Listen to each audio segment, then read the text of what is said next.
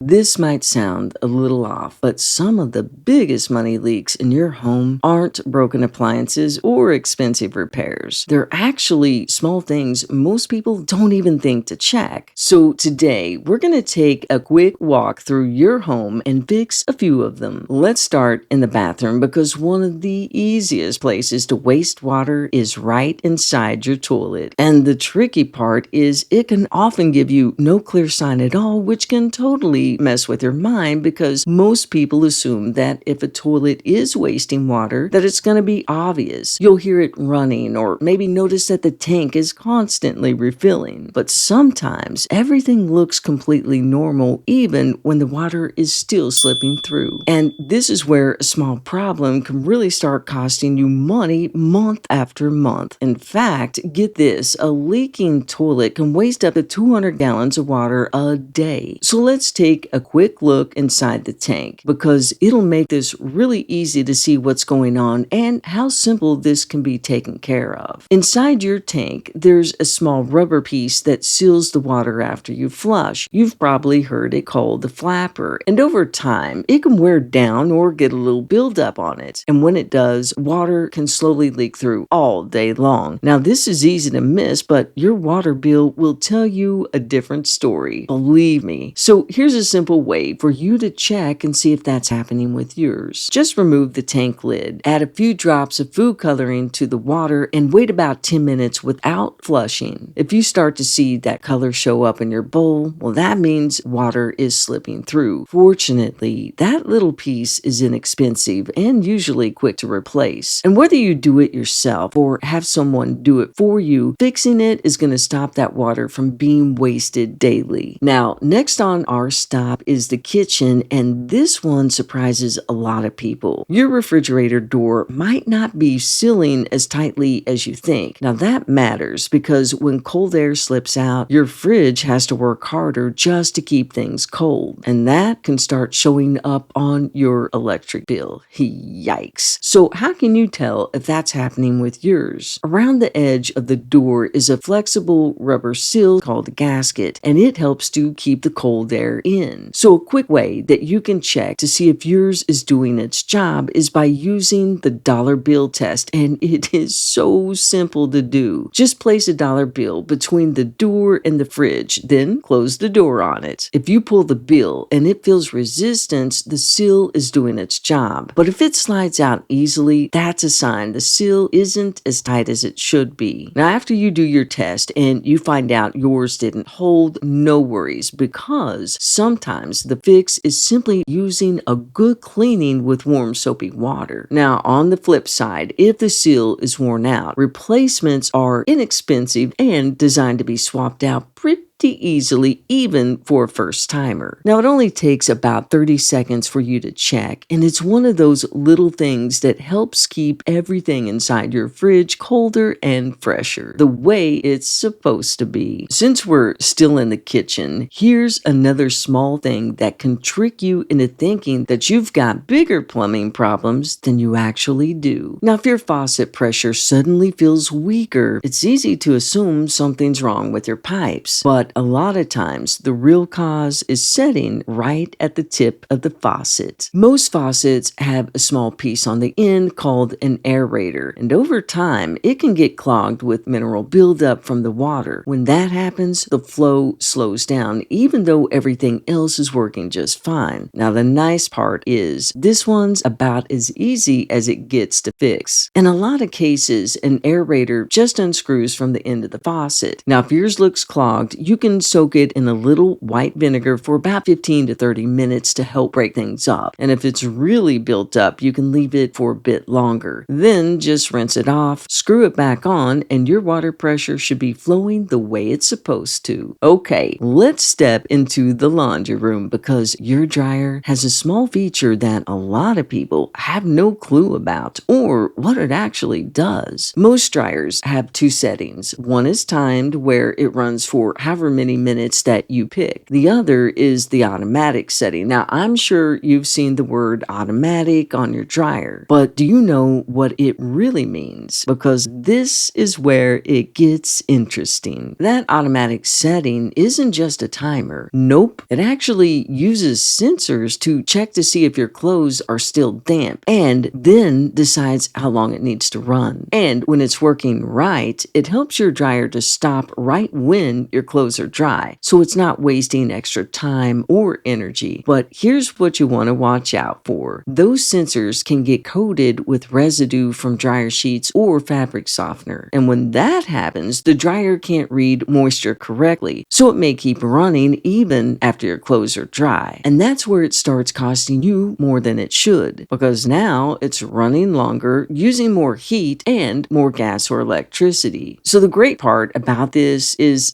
an easy fix. All you have to do is just wipe those strips off with a little rubbing alcohol or just simply use a soft cloth, and then your dryer should start shutting off when it's supposed to again. So before we move on, a quick little side note just had to mention, if you're thinking, what a cool feature, about time we got something like this in the 21st century. Did you know it's actually been around since the 1970s? Shocked us too. Yeah, it's been there that whole time. And since we're already in the laundry room, here's another one that can save you from unnecessary repair. If your washer seems to take forever to start filling, it's easy to assume that something big is going wrong with it. But a lot of times the real cause is much smaller, and it's right where the water hoses connect to the back. Inside the connections are tiny screens that catch debris before it gets into the machine. Over time, those screens can get clogged up, and when they do, that's when you'll notice that the water starts flowing slower, which means your washer takes a lot longer to fill, and that can make it seem like it's just simply getting old. But in many cases, it's those little screens doing their job a little too well. The good news is it's simple to fix. All you have to do is remove the hoses and then just gently take out the screens and rinse them under running water. And if they're really clogged, you can do a quick soak in vinegar to help loosen things up. Then just put everything back and your water pressure should return to normal. Now, before we wrap this up, let's head back to the kitchen for one last quick check and take a look at something most people rarely think about: the back of your refrigerator. Now, this can add to your electric bill if it's ignored, so heads up on this one. Over time, dust and pet hair can build up on the back of your fridge, and when that happens, it makes your fridge work harder to keep things cold, which isn't great for it or your electric bill. So what's the fix, and is it easy? Definitely. All you have to do is vacuum or brush that dust away once in a while to keep your refrigerator running the way it should without the extra strain on it. So today, we looked at a leaking toilet flapper, a loose refrigerator seal, a clogged faucet aerator, dirty dryer sensors, washer screens, and dusty fridge coils. Now here's a quick question for you. Which one of these do you think most people forget to check first? Because sometimes the difference between a quick fix and a bigger bill is simply knowing where to look. Remember, stay thrifty. Peace.